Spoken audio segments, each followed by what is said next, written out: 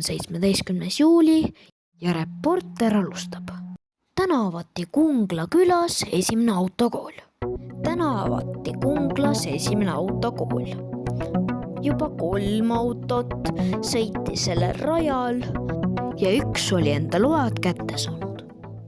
Nüüd lähme halbade uudistega edasi. Võrumaal toimus tulistamine. Täna öösel sai Võru päästekeskus teate tulistamisest. Politseile tulid appi ka suuremad üksused.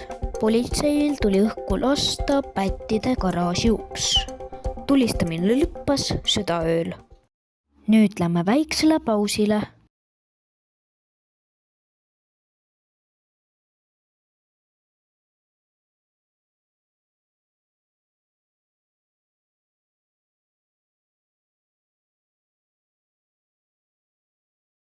Siit tervislikku kingitust. Apoteekas nüüd suur valik ilu- ja tervisetooteid kuni 50% soodsamalt. Vähemalt 20 euro eest ostes võid võita. Loosi läheb 4 Apple Watch Series 6 nutikella. Täpsem info apoteeka.ee/jõulukampaania. See on Go3 rakendus. Sinu pääsetee igavusest. Lae endale rakendus alla ja naudi filme ja sarju ükskõik kus sa oled. Go3 parim koht meelelahutuseks.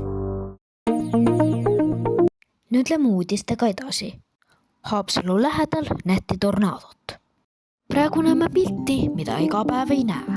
Haapsalu lähedal tekkis suur tornaado, mis tekitas palju elektrikahjustusi ja võttis majadelt katused ära. Tornaado viis kaasa ka mõned autod. Nüüd tuleb viimane hea uudis. Tartu lennujaamast läks välja esimene lennuk. Täna avati Tartu lennujaam. Nüüd läks välja esimene lennuk, mis läks Tallinna.